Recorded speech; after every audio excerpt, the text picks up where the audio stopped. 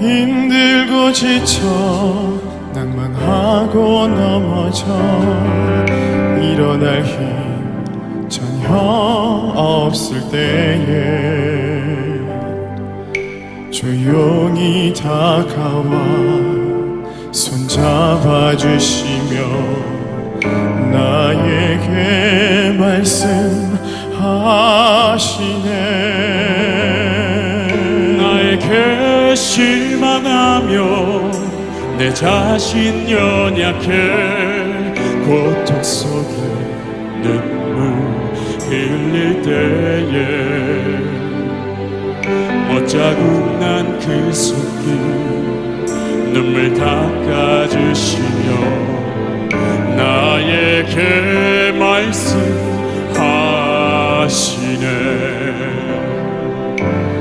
너는 내 아들이라 오늘날 내가 너를 놔도다. 너는 내 아들이라 나의 사랑하는 내 아들이라.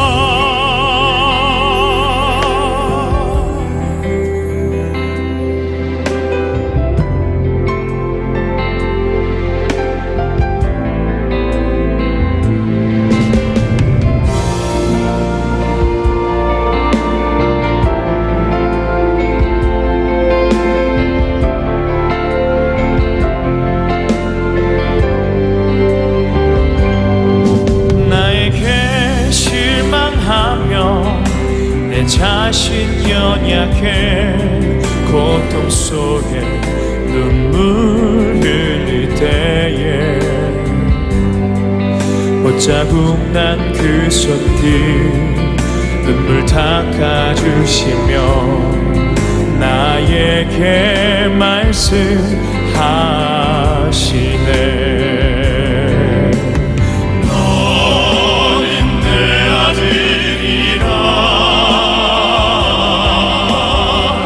오늘날 내가 너를 놔도다. 너는 내 아들이라 나의 사랑하는 내 아들이라. 언제나 변함없이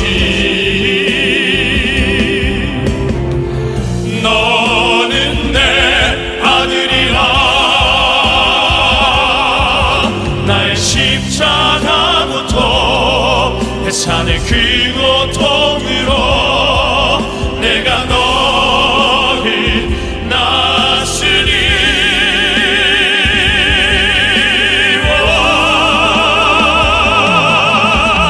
너는 내 아들이라.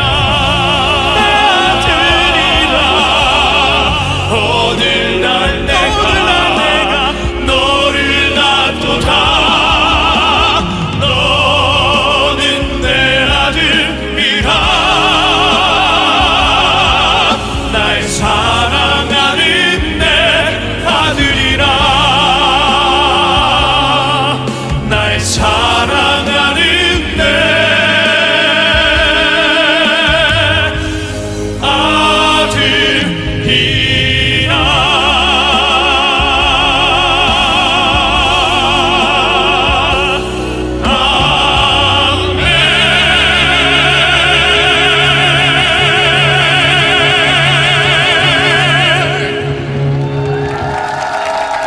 마태복음 20장 28절 말씀을 가지고 구원에 관한 9가지 용어들이란 주제로 은혜를 나누고자 원합니다. 그리스도인의 신앙생활은 구원받은 것으로 시작됩니다. 죄인이 예수 그리스도의 보혈로 구원받아 새 사람이 되고 하나님의 백성이 되어 새로운 삶을 시작합니다. 그런데 성경에는 이 구원에 관한 용어가 다양하게 등장합니다. 많은 그리스도인들은 구원은 받았지만 여러 가지 형태로 등장하는 이 용어들을 정확히 알지 못하고 있습니다. 오늘은 구원에 관한 몇 가지 용어들을 정리하여서 구원의 지식을 더욱더 분명하고 확실하게 하는 기회로 삼고자 원합니다. 첫째는 구원이란 단어입니다.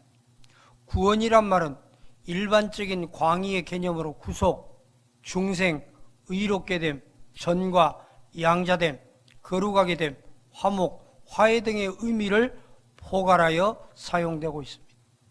일반적으로는 구원이란 죄인이 예수 그리스도를 믿을 때 그의 혼이 구원받아 지옥에 가지 않게 되는 것을 말할 때 사용하고 있습니다. 야고보서 1장 21절에서 너희 혼들을 구원할 수 있는 이라는 표현을 볼 수 있습니다.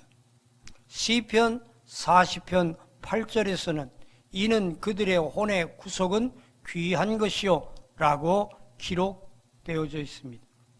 누가복음 16장은 사람의 혼이 지옥에서 고통받는다는 것을 분명하게 설명하고 있습니다. 두 번째는 구속이란 단어입니다.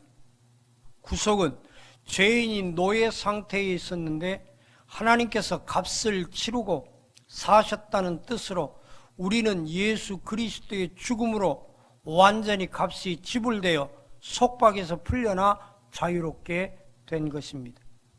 여기에서 속박이란 죄로부터의 자유, 죄악의 속박을 이야기합니다. 그러므로 예수 그리스도께서 우리를 위하여 자신을 주신 모든 것은 디도서 2장 14절에 모든 죄악에서 우리를 구속하시려고 했다고 말합니다. 마태복음 20장 28절에서도 예수 그리스도의 죽음을 몸값이라고 불렀습니다. 인자도 섬김을 받으려고 온 것이 아니라 섬기러 왔고 또 많은 사람을 위하여 자기의 생명을 몸값으로 주려고 온 것이라. 그러므로 구속은 예수 그리스도께서 자신의 몸값으로 지불하심으로써 이루어지는 것이며 이 구속은 흠도 없고 점도 없는 어린 양 같은 그리스도의 보배로운 피로써 되어진 것이며 구속, 죄들의 용서함은 그의 보혈을 통해서만 가능합니다. 히브리서 9장 12절 이 피는 염소와 송아지와의 피는 달리 단번에 우리를 위하여 영원한 구속을 이루신 것입니다. 세 번째, 중생이란 단어입니다. 이것은 거듭남, 새로운 출생, 두 번째 출생 등을 의미합니다. 중생이란 성령에 의해 옛사람 안에 새 사람이 창조되는 것을 이야기합니다. 그래서 그를 우리는 새 사람이라고 부르는 거죠. 한 죄인이 거듭날 수 있는 유일한 길은 성령의 능력에 의해서입니다. 이 새로운 출생은 구원에 이르는 문이요 하늘나라로 이끄는 문입니다. 이것은 죽어있던 영을 하나님의 영이 살리는 것으로 영적 소생이요 새로운 출생이며 새로운 창조라고 에베소서 2장 1절은 이야기하고 있습니다. 첫 번째 출생인 육적인 출생이 한순간에 이루어지듯이 이 영적인 출생도 한순간에 이루어집니다. 한 번 태어나면 두 번 죽고 두 번 태어나면 한 번 죽는데 이 변화는 새로운 출생으로만 가능할 것입니다. 요한복음 3장 5절은 이렇게 말합니다. 진실로 진실로 내가 너희에게 말하노니 사람이 물과 성령으로 태어나지 아니하면 하나님의 나라에 들어갈 수 없느니라. 따라서 영적인 생명은 성령에 의해서 태어나며 육체적인 출생, 물로부터의 출생과는 관계가 없다는 것입니다. 네 번째, 전가라는 단어입니다. 성경에서 이 단어는 하나님께서 죄인의 죄를 다른 누군가에게 넘기시고 다른 누군가의 의의를 그 죄인에게 넘기시는 법률적 행위를 말합니다. 전가를 통하여 죄인은 그리스도의 의의를 부여받았고 예수 그리스도께서는 죄를 받게 되신 것입니다. 그분은 우리의 모든 죄를 옮겨 짊어지셨습니다. 하나님께서는 우리가 쌓은 죄와 지옥에서의 형벌을 하나님의 아들에게로 돌리셨으니 이것이 바로 전가입니다. 고린도후서 5장 21절에 하나님께서 죄를 알지도 못하는 그를 우리를 위하여 죄로 삼으신 것은 우리로 하여금 그 안에서 하나님의 의가 되게 하려 하심이라 라고 선포하십니다. 예수님께서는 십자가 위에서 죄가 되셨고 우리는 그로 말미암아 의가 된 줄로 믿습니다. 다섯 번째, 의롭게 됨이 있습니다. 이 용어는 죄인이 자기에게 전가된 예수 그리스도의 의를 신뢰할 때 하나님께서 그를 의롭다고 선언하시는 법률적 행위를 이야기합니다. 그러므로 의롭게 됨은 예수 그리스도의 의를 전가받게 된 것 때문에 가능합니다. 아무리 싸간 죄인이라도 예수 그리스도를 믿을 때 의롭게 되는 줄로 믿습니다.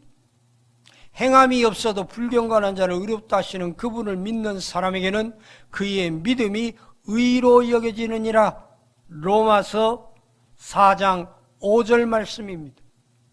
또 로마서 3장 24절은 그리스도 예수 안에 있는 구속을 통하여 그의 은혜로 값없이 의롭게 되었음이라 라고 선언하고 계십니다. 디도서 3장 7절에서는 이는 우리가 그의 은혜로 인하여 의롭게 되어 영원한 생명의 소망을 따라 상속자들이 되게 하려 하심이라 라고 말했습니다. 그리스도께서는 우리의 범법함을 인하여 십자가에 들여지셨고 우리의 의롭게 됨을 위하여 부활하셨다고 로마서 4장 25절은 선언하고 있습니다. 따라서 로마서 8장 33절 말씀처럼 우리는 하나님의 의에 법적으로 의롭게 되었습니다. 로마서 5장 1절 말씀처럼 믿음으로 의롭게 되었습니다. 이사야 53장 11절처럼 이는 그리스도의 공로로 의롭게 되어졌습니다. 여섯 번째, 화목제물이라는 용어가 있습니다. 화목제물이라는 개념은 범죄한 부분에 대해서 노여움을 푸시지 않는 하나님에 대해서 특별한 보상을 이야기하고 있습니다. 즉 화목제물은 거룩하시며 정의로우신 하나님께로부터 사법상의 불쾌함을 제거하는 것인데 그것은 죄에 대하여 의로우신 진노를 완전히 충족시킬 대속물이신 그리스도의 죽으심을 하나님께서 받아들이심으로 진노를 가라앉히시고 얼굴을 돌이키시는 것을 의미합니다.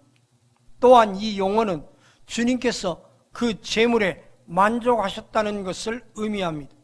그러므로 화목제물은 우리의 죄들을 위한 것입니다. 요한일서 2장 2절에 그는 우리의 죄들을 위한 화목제물이시니 우리뿐만 아니라 온 세상의 죄들을 위한 것이니라 라고 기록되어져 있습니다. 요한일서 4장 10절 말씀에는 여기에 사랑이 있으니 우리가 하나님을 사랑한 것이 아니요 그분이 우리를 사랑하시고 그의 아들을 우리의 죄들을 위하여 화목제물로 보내신 것이라 라고 선언하고 있습니다. 일곱 번째, 화해라는 용어입니다. 이것은 적대관계가 청산되고 호전된 것을 말합니다. 하나님과 인간은 서로 적대관계에 있었습니다. 우리의 죄가 필연적으로 하나님의 거룩하심의 반응을 불러일으켰기 때문에 하나님과 우리 사이에는 적이 될 수밖에 없었습니다. 하나님의 호의로 말미암아 이제는 화해를 통해 서로 친구가 될 수 있습니다.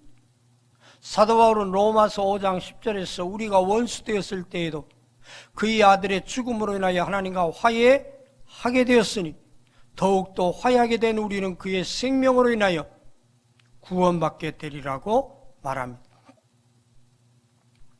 골로새서 1장 20절은 그의 십자가의 보혈을 통하여 화평을 이루고 땅에 있는 것이니 하늘에 있는 것이나 그에 의하여 모든 것이 자신과 화해하는 것이라 라고 말씀합니다. 여덟 번째, 양자됨이란 용어가 있습니다. 양자됨은 죄인이 하나님의 가족의 일원으로 선포되는 법률적인 행위를 이야기합니다. 이는 죄인의 변화된 지위를 보여줍니다.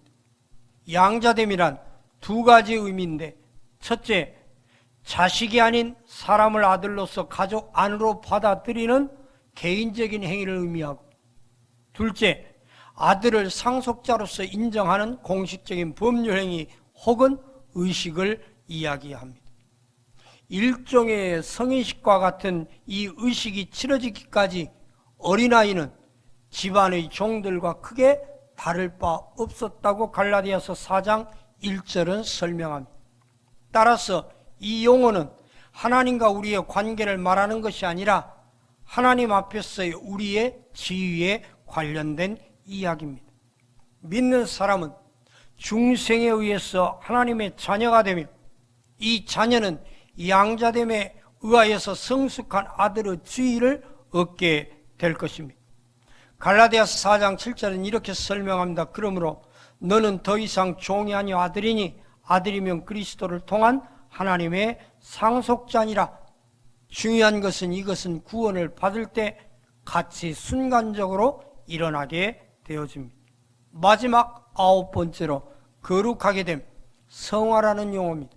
성화는 하나님에 의해, 하나님을 위해 죄로부터 분리되어 거룩한 생활을 하도록 따로 분리되는 것을 이야기합니다. 구약 성경이 말하는 성결의 대상은 성막과 그 기명, 사람, 건물, 장자, 성전, 제사장, 그리고 민족이었습니다. 그러나 신약 성경이 말하는 믿는 사람들에 대한 성화의 내용은 부정적으로 악으로부터의 분리요, 긍정적으로 하나님께로의 분리다라고 이야기할 수 있습니다. 죄인이 예수 그리스도를 자신의 구세주로 믿으면 주 예수의 이름으로 거룩하게 된다고 고린도전서 6장 11절은 이야기합니다. 성화로 인해 우리의 인격이 변화되어집니다. 거룩하게 되면 의롭게 된 생활의 열매입니다. 또한 거룩하게 된다는 것은 모든 믿는 자를 향한 하나님의 뜻이라고 데살로니가전서 4장 3절은 선언하고 있습니다. 성결 혹은 거룩함에 대한 주제는 성경에서 1066번이나 언급되고 있습니다. 성화의 기본적인 의미는 분리입니다. 여기에는 죄의 형벌로부터 분리라는 과거, 죄의 권세로부터의 분리라는 현재, 죄의 임재로부터의 분리라는 미래에 대한 세 가지 의미가 포함되어 있습니다. 우리에게는 과거에 즉각적으로 이루어진 성화가 있습니다. 고린도전서 6장 11절에 너희가 주 예수의 이름과 우리 하나님의 영으로 씻음을 받았고 거룩하게 되었으며 의롭게 되었느니라 라고 설명합니다. 여기에서 거룩하게 되었다는 것은 과거 시제를 사용하고 있습니다.